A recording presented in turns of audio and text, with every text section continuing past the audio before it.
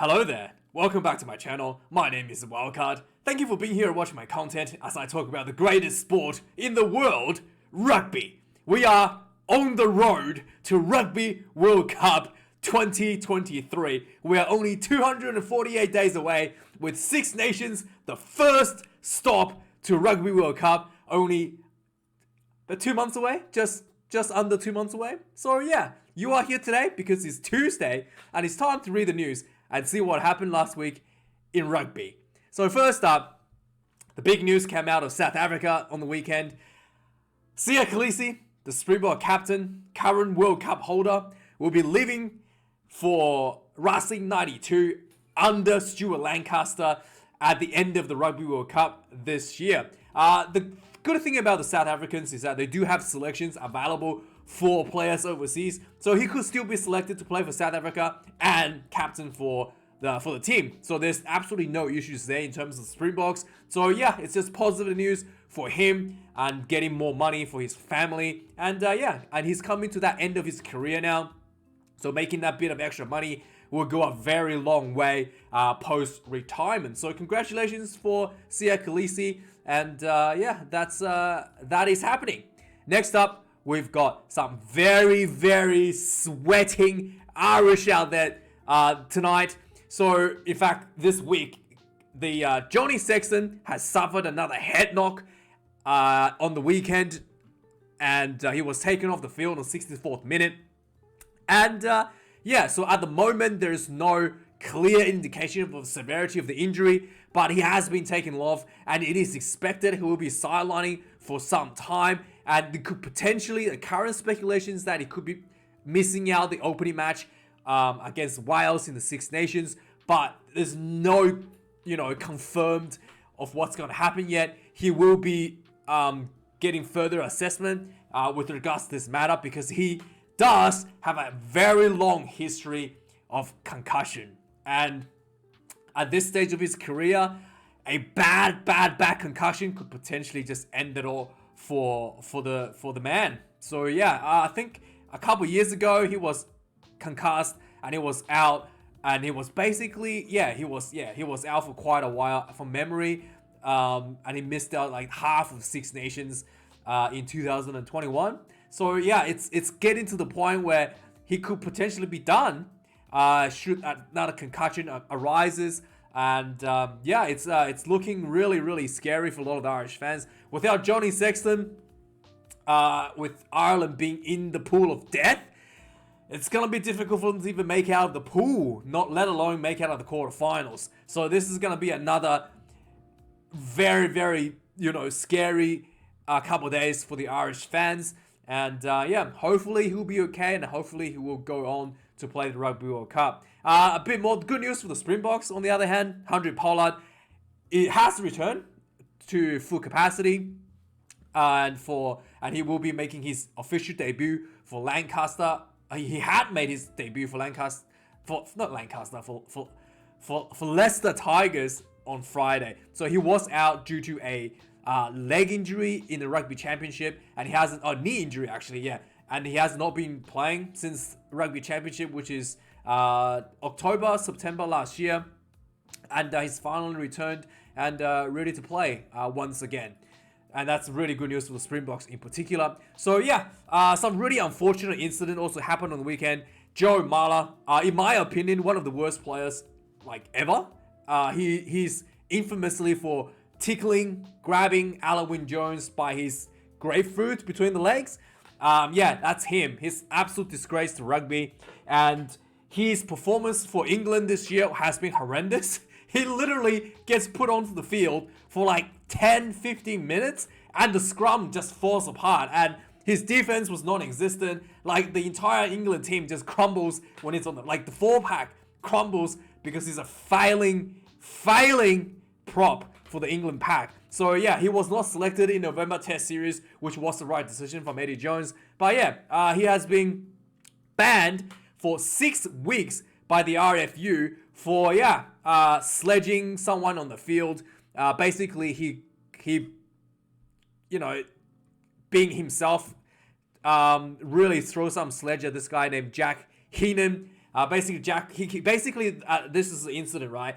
He kicks Jack. He kicked Jack in a ruck, and then they kind of gets up to pack a scrum, and Jack is just Jake is just like, yeah, bro, you're better than that, eh? Like, it's telling him not to kick him, and then Joe Marler's like, I'm not your bro, and then Heenan basically says something else, and basically Joe Marler says that he's not his bro because they don't have the same mother, and he says, Joe Marler says, there's no way I'm from the same mother as you, mate. Your mom is a effing whore.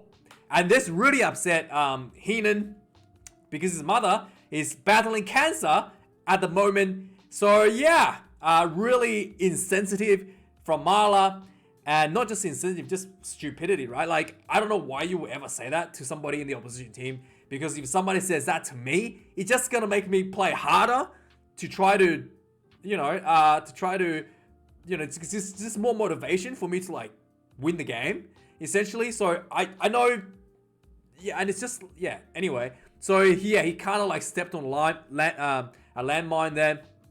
As a result, this was looked at by the England RFU, and they have decided that they're going to ban him for 6 weeks, with the initial 2 weeks to be taking place right away, and then the rest of the 4 weeks will be taken later down the road, I think at the end of the year, essentially, just to make sure that he doesn't miss too many matches for the Premiership, and obviously being available for selections for England Rugby going to the Six Nations, so to speak. So yeah, it's going to be like a weird kind of banning, but basically for unsportsmanlike conduct and just being a big failure of a person, essentially. So yeah, Marler, you're the worst. Like, yeah, if he was actually better at rugby, I would be like giving it a pass for this sort of things, because, but yeah, he's awful on the field and off the field and as a person. But yeah, here's the video. If you want to go watch it, it's on Rugby Pass, with the audio being able to be heard through the referee mic, so you can go watch that if you are interested. So Matt Proudfoot has been left, I guess, I wouldn't say sacked, has left England Rugby as the forwards coach. He was working under Eddie Jones, obviously, and with the changing in guards, yeah, it's time for him to go as well, as a result. So yeah, Proudfoot is leaving England. Next up, so Clermont, the French team Clermont, is currently recruiting a lot of players at the moment. So they've already signed up Peter Soakula from the All Blacks. They're signing up, who else did they sign up? They signed up, Mohamed Hawaus, who is the tight head prop for the French national team. Folau Faenga from the Brumbies, they signed him as well. And according to the latest news, they're looking at signing Ned Hannigan, who had just returned to Australia, actually. So he was overseas. He just returned to Australia. So yeah, it looks like he will be going over to France to joining Faenga and Peter Gasol-Akula in Clermont. So yeah, Hannigan will be leaving us once again so soon.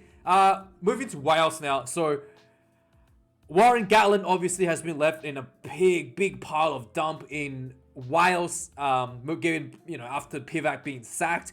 So Gatland obviously has a huge sinking ship to try to salvage from the Welsh team going into the Six Nations and going to the Rugby World Cup. And he has opted to retain 2 of the coaches, I guess assistant coaches, for Wayne Pivac to remain in the team. So first up being Jonathan Humphrey will remain as the forwards coach, and Neil Jenkins will remain as the skills and kicking coach, I guess, for Wales. Yeah, so he has decided to keep the assistants, not sacking anybody. So unlike, what we just mentioned in England, Gatland is happy to keep the assistants. So obviously, with Wales Six Nations looming, good news for Wales is that Liam Williams will be returning to actions very soon. He had a shoulder injury, and he was injured in September last year, and he will be returning to play for his club on Sunday. Oh, he had returned on Sunday. So yeah, he will be added into the Six Nations selection list for Warren Gatland. But yeah, I do think that it's more than Liam Williams that's required to save Wales at the moment. Knowing that some of the clubs are having funding issues with Wales Rugby Union having funding issues, not giving, clear contractual deals to players, leaving everyone on the edge a little bit. I think that does affect performances a lot for these professional players. So Louis Rees-Zammit, another Welsh player, young guy on the wing.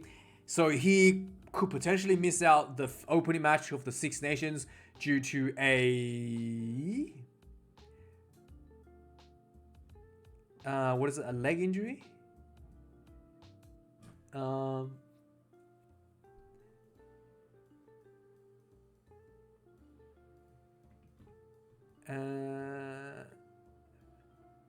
Is it a leg injury?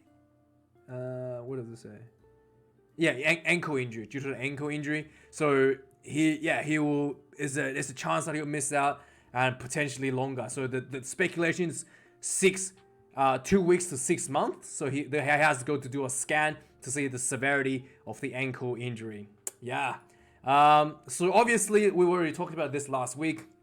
Shannon Frizell has confirmed to be moving to Japan after the Rugby World Cup alongside of Richie Mo'unga to Japan. He will be going to the Toshiba Brave Loopers with Todd Blackadder, Ethan Blackadder's dad, as the coach. So yeah, he will be leaving for Japan as well, officially confirmed as of last week. And also Richie Mo'unga, as we talked about in the report last week, has already been confirmed for Japan. Let me just change the lights a bit. Oh, okay.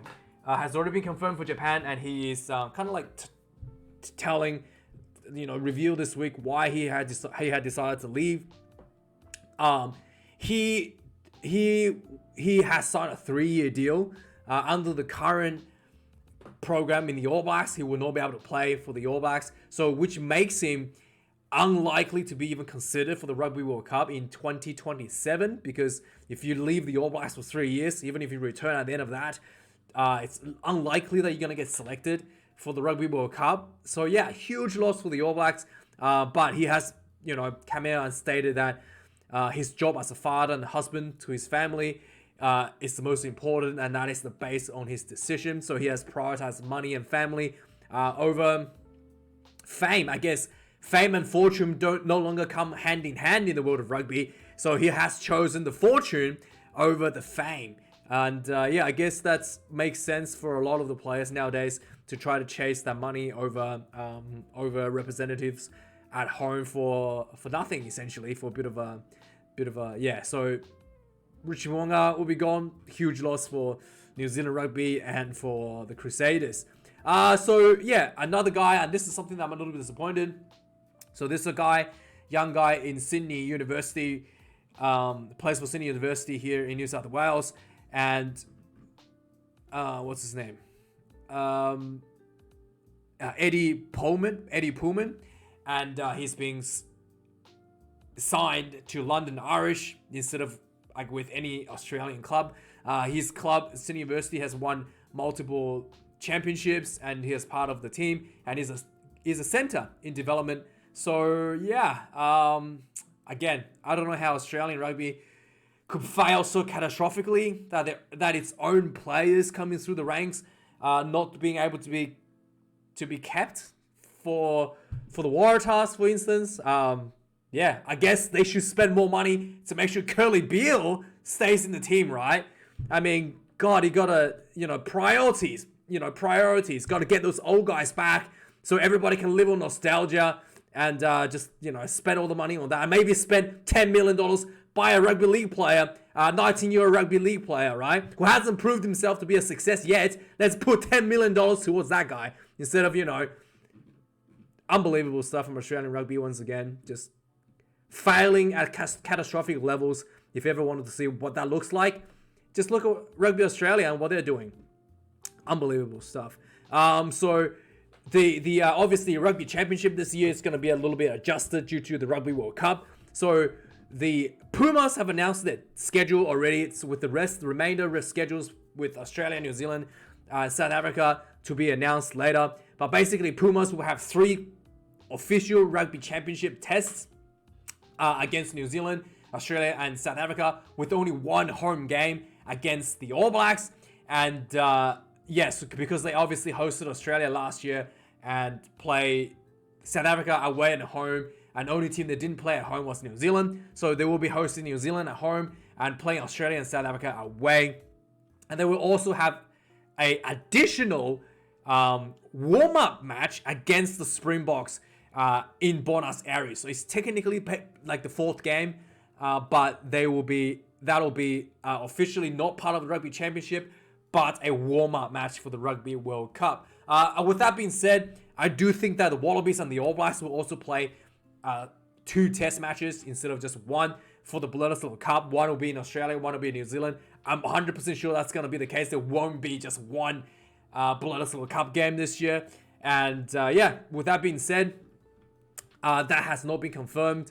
And yeah, that's pretty big confirmation. And finally, with the July test for 2024 it's almost kind of like penciled in as of last week. So they obviously there has been some talks about a Nations Championship going forward from 2026. So this 2024 season could be like the last one, because in 2025 there will be a Lions tour to Australia, which would disrupt the schedule a little bit. So the 2024 could be like the last, July internationals like ever, before it's kind of been made redundant or transitions into the Nations Championship. With that being said, the current schedule for that tour will be England going to New Zealand, and this will be the first time since 2014. Ireland will be going to South Africa, another huge lineup. If I don't know how that's gonna be. Like, it's so far away. Like, Ireland could be complete shell of itself due to Johnny Sexton retiring. And obviously, New Zealand could be a different outfit as well without Richie Mo'unga and Beauden Barrett potentially. So yeah, it could be completely different in a couple of years, but still really interesting to see. Argentina will be hosting France. Again, could be hosting the defending champions. Wales coming to Australia. Who came up with this, man? Wales plays Australia all the time. Like, we're stuck in the Rugby World Cup with Wales all the time, so I don't know. Are you excited to watch Wales play Australia in the 3-test series right after the Rugby World Cup pool stage? I don't know, man. Like, anyway, let's just skip this one. Maybe just TiVo this one and watch it when you're trying to fall asleep or something. But yeah, the other ones definitely worth watching. Anyway, guys, that's the news for last week. Let me know your thoughts on any of the articles. Like, comment, and subscribe. I'll see you guys later this week, maybe next week.